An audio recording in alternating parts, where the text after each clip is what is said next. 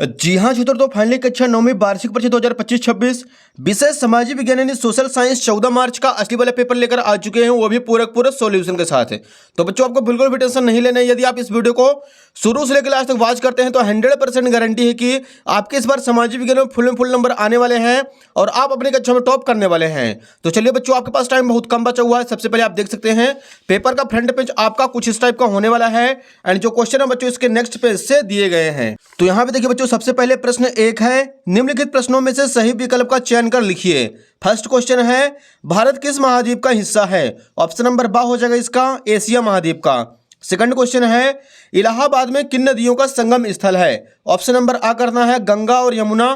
तीसरा प्रश्न है, प्रथम विश्व युद्ध कब लड़ा गया था? ऑप्शन नंबर आ हो जाएगा 1914 से 1918 के बीच। चौथा क्वेश्चन है, भारतीय संविधान की प्रारूप कमेटी के अध्यक्ष कौन थे? ऑप्शन नंबर बी हो जाएगा डॉक्टर भीमराव अंबेडकर। पांचवा प्रश्न है, भूमि मापने की इकाई क्या है? ऑप्शन नंबर द हो जाएगा हेक्टेयर। और छठवां क्वेश्चन है, बंगाल में किस वर्ष अकाल पड़ा था? इसका आंसर हो जाएगा ऑप्शन नंबर आ 1943। तो बच्चों यहाँ पे क्वेश्चन नंबर फर्स्ट हो जाता है पूरा कंप्लीट। आप लोग फटाक से इसका स्क्रीनशॉट ले लीजिए। यहाँ पे देखिए, जो बच्चे इंग्लिश मीडियम से हैं वो भी अपना फटाफट सॉल्यूशन तैयार करते चलेंगे। अगले क्वेश्चन के लिए मूव करते हैं नेक्स्ट पेज पर। प्रश्न 2 है यहाँ पे, रिक्त स्थानों की पूर्ति कीजिए। पहला क्वेश्चन है बच्चों इसका, ब्रह्मपुत्र नदी को तिब्बत में सांगपो नाम से जाना जाता है। तो सेकंड क्वेश्चन है, कार्ल मार्क्स ने दास कैपिटल नामक ग्रंथ की रचना की थी। तीसरा प्रश्न, लोकतंत्र नागरिकों का गरिमा और स्वतंत्रता को बढ़ाता है। चौथा प्रश्न, पालमपुर से दूध को निकट के गांव रायगंज में बेचा जाता था। पांचवा प्रश्न, 2011 की जनगणना के अनुसार भारत में साक्षरता दर 74.04% थी। छठवां क्वेश्चन, मतदान करने वाले को मतदाता कहा जाता है। तो बच्चों यहाँ पे क्वेश्चन नंबर सेकंड भी अपना पूरा कंप्लीट हो चुका है। इसका भी आप लोग फटाक से स्क्रीनशॉट ले लीजिए। अगले क्वेश्चन के लिए देखिए, यहाँ पे प्रश्न तीसरा है, निम्नलिखित जोड़ियों का सही मिलान कर लिखिए। एक साइड है आ, दूसरे साइड है बा। फर्स्ट क्वेश्चन है, महानदी, इसका आंसर हो जाएगा छत्तीसगढ़ से निकलती है। दूसरा है ड्यूमा, रूस की संसद को कहते हैं। तीसरा है बच्चों, देश का सर्वोच्च कानून संविधान कहलाता है। चौथा है, निर्धनता रेखा का आंकलन राष्ट्रीय प्रतिदर सर्वेक्षण संगठन। पांचवा प्रश्न, राष्ट्रीय खाद्य सुरक्षा अधिनियम 2013 में लागू किया गया था। और छठवां है, चुनाव आयोग का कार्यकाल 6 वर्ष का होता है। तो बच्चों यहाँ पे क्वेश्चन नंबर तीसरा भी अपना पूरा कंप्लीट हो चुका है। इसका आप लोग फटाफट स्क्रीनशॉट ले लीजिए। क्वेश्चन नंबर चौथे के लिए मूव करते हैं डियर अगले पेज पर। यहाँ पे देखिए बच्चों, प्रश्न 4 है, निम्नलिखित प्रश्नों का उत्तर एक शब्द या वाक्य में लिखिए। पहला प्रश्न, शीतलहर क्या है? इसका आंसर लिखेंगे, एक ऐसी मौसम की स्थिति है जिसमें तापमान में अचानक और काफ़ी गिरावट होती है जिससे सर्दी बहुत बढ़ जाती है, शीतलहर कहते हैं। दूसरा क्वेश्चन है, भारत का जनसंख्या घनत्व कितना है? इसका आंसर हो जाएगा बच्चों 382 व्यक्ति प्रति वर्ग किलोमीटर है। तीसरा प्रश्न, युंगफोक क्या था? इसका आंसर करेंगे नात्सी युवा संगठन था। चौथा प्रश्न, नेल्सन मंडेला किस देश के राष्ट्रपति थे? इसका आंसर हो जाएगा नेल्सन मंडेला दक्षिण अफ्रीका के राष्ट्रपति थे। पांचवा प्रश्न, कार्यशील पूंजी का एक उदाहरण लिखिए। इसका आंसर हो जाएगा बिक्री कार्यशील पूंजी का एक उदाहरण है। छठवां क्वेश्चन, बीपीएल कार्ड किस वर्ग के लोगों को प्रदान किया जाता है? इसका आंसर हो जाएगा बच्चों, गरीबी रेखा से नीचे वाले परिवारों को बीपीएल कार्ड प्रदान किया जाता है। तो बच्चों यहाँ पे क्वेश्चन नंबर चौथा भी अपना पूरा कंप्लीट हो चुका है। आप लोग फटाक से इसके स्क्रीनशॉट ले लीजिए।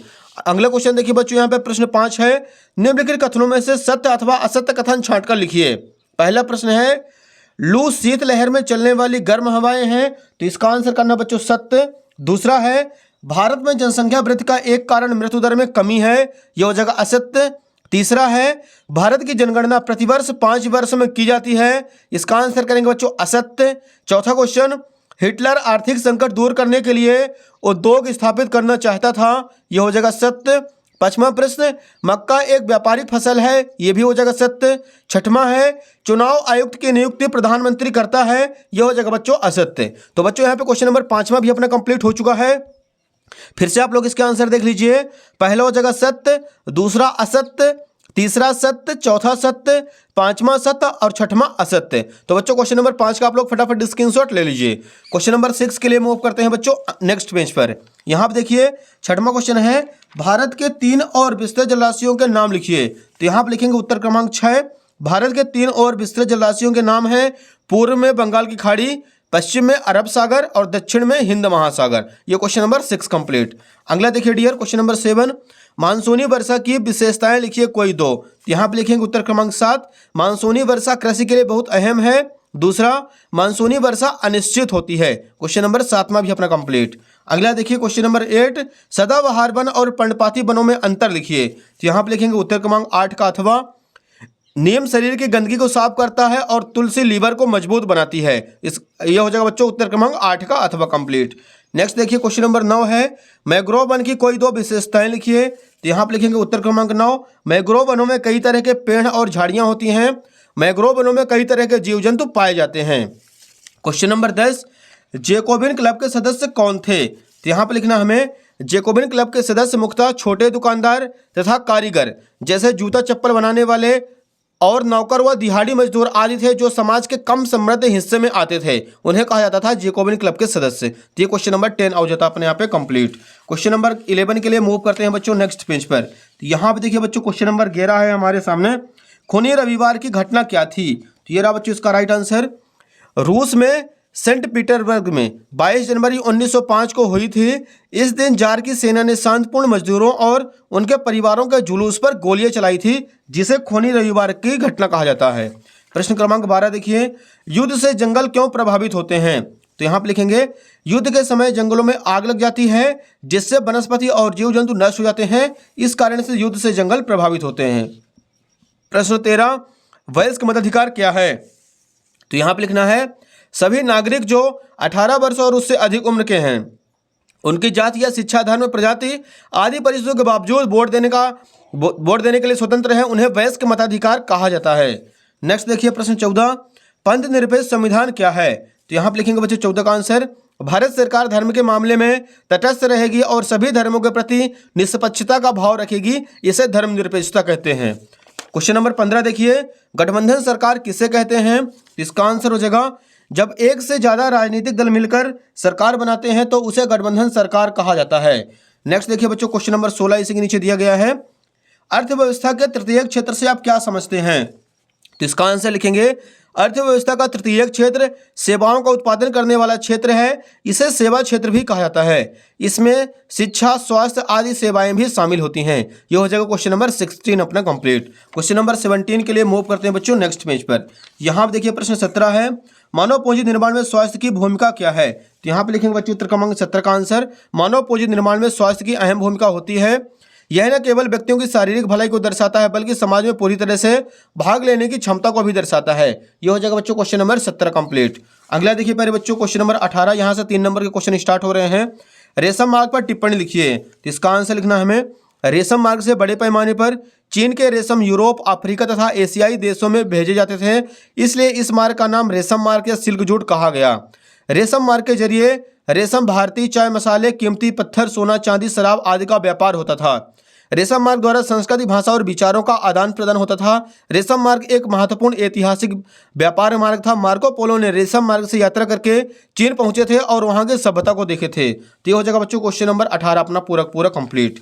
नेक्स्ट देखिए बच्चों क्वेश्चन नंबर 19 है, औपनिवेशिक सरकार ने बेकार पड़ी भूमि को कृषि योग्य बनाने के लिए क्या योजना बनाई थी। तो यहाँ पे लिखेंगे 19 का आंसर, ऐसी जमीन जिसमें ना कोई लगान मिलता था और ना ही उत्पादन होता था को अंग्रेजों ने बेकार माना था तथा उसे कुछ खास लोगों को दे दी और कृषि कार्य हेतु उन्हें प्रोत्साहित किया गया।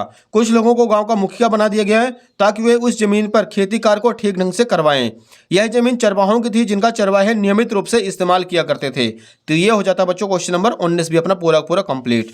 अगला देखिए बच्चों क्वेश्चन नंबर 20 है, भारत के राष्ट्रपति को कौन कौन सी शक्तियां प्राप्त हैं अथवा प्रधानमंत्री पद के लिए क्या योग्यता होनी चाहिए। तो यहाँ पे लिखेंगे बच्चों उत्तर क्रमांक 20 का, अथवा प्रधानमंत्री पद के लिए निम्न योग्यताएं होनी चाहिए। पहला पॉइंट, वह भारत का नागरिक हो। दूसरा, वह कम से कम 25 वर्ष की आयु पूरी कर चुका हो। तीसरा पॉइंट लिखना है, वह लोकसभा का सदस्य होना चाहिए। वह किसी सरकारी लाभ के पद पर ना हो। तो ये हो जाएगा बच्चों क्वेश्चन नंबर 20 का अथवा कंप्लीट। इसका भी आप लोग फटाक से स्क्रीनशॉट ले लीजिए। अगले क्वेश्चन के लिए मूव करते हैं बच्चों नेक्स्ट पेज पर। यहाँ पे देखिए बच्चों क्वेश्चन नंबर 21 है, भारत के मानचित्र में निम्नलिखित को दर्शाइए। तो बच्चों यहाँ पे आपको मैप मिलेगा। मैप में आपको मालवा का पठार दर्शाना है, लक्षद्वीप, चिल्का झील, कंचनजंगा आदि। अगला देखिए प्रश्न क्रमांक 22, भारतीय संविधान द्वारा नागरिकों को कौन कौन से मौलिक अधिकार दिए गए हैं, किन्हीं चार को समझाइए। तो यहाँ पे लिखना है उत्तर क्रमांक 22, भारतीय संविधान द्वारा नागरिकों को निम्न मौलिक अधिकार दिए गए हैं। पहला हो जाएगा समानता का अधिकार। इस अधिकार के द्वारा प्रत्येक नागरिक को कानून के समक्ष समानता है तथा भेदभाव, अस्पृश्यता और उपाधियों का अंत कर दिया गया है। सरकारी नौकरियों में बिना धर्म, जाति, लिंग आदि का भेदभाव किए बिना समानता है। सेकंड में आपको लिखना है स्वतंत्रता का अधिकार। स्वतंत्रता के अधिकार के अंतर्गत नागरिकों को भाषण देने तथा विचार प्रकट करने, देश में किसी भी स्थान पर घूमने फिरने आदि की स्वतंत्रता है। तीसरा है शोषण के विरुद्ध अधिकार। इस अधिकार के अनुसार मानव का क्रय विक्रय किसी से बेचकर तथा 14 वर्ष से कम आयु के बच्चों को कारखानों, खानों या किसी खतरनाक धंधे पर लगाने पर रोक दी गई है। चौथा पॉइंट लिखेंगे धार्मिक स्वतंत्रता का अधिकार। किसी व्यक्ति को अपने धर्म को मानने, उसका पालन करने और उसका प्रचार प्रसार करने की आज़ादी देता है। यह एक मौलिक अधिकार है। तो बच्चों यहाँ पे क्वेश्चन नंबर 22 भी हो जाता है पूरा कंप्लीट। नेक्स्ट देखिए बच्चों, लास्ट क्वेश्चन नंबर 23 है, भारत में निर्धनता के क्या कारण है, लिखिए। तो यहाँ पे लिखेंगे बच्चों उत्तर क्रमांक 23 का राइट आंसर। भारत में निर्धनता के कारण निम्न है। पहला हो जाएगा तीव्र गति से बढ़ती जनसंख्या। इस समय भारत की जनसंख्या की दृष्टि से विश्व में पहला स्थान है। बढ़ती हुई जनसंख्या का अर्थ है वह वस्तु की मांग में अपार वृद्धि होना। सेकंड पॉइंट, पूंजी निर्माण का अभाव। पूंजी निर्माण आर्थिक विकास की आधारशिला है, परंतु पूंजी निर्माण की दर भारत में अपेक्षाकृत कम है। तीसरा हो जाएगा बेरोजगारी। निर्धनता का एक प्रमुख कारण बेरोजगारी है। देश में बेरोजगारी की समस्या व्यापक और भीषण है। बेरोजगारों की संख्या निरंतर बढ़ रही है, जो निर्धनता के लिए एक उत्तरदायी कारण है। चौथा पॉइंट लिखेंगे कीमत स्तर में वृद्धि। इसके परिणाम स्वरूप मुद्रा की क्रय शक्ति कम हो जाने से वास्तविक आय कम हो जाती है। यही कारण है कि जनसंख्या वृद्धि की दर कीमत स्तर में वृद्धि हो रही है। तो ये हो जाता है बच्चों यहाँ पे क्वेश्चन नंबर 23 भी अपना पूरा कंप्लीट। तो बच्चों यहाँ पे अपना सारे के सारे क्वेश्चन पेपर कंप्लीट हो चुके हैं। तो उम्मीद है बच्चों आपकी फटाफट आप लोग वीडियो को लाइक करें, चैनल को सब्सक्राइब कर लीजिए, क्योंकि बच्चों आपको इसका पूरा सोल्यूशन प्रोवाइड करवाया जा रहा है। सोल्यूशन बनाने में बच्चों बहुत ही मेहनत लगती है। तो फटाफट आप लोग अपने दोस्तों के मध्य वीडियो को शेयर कर दीजिए। धन्यवाद।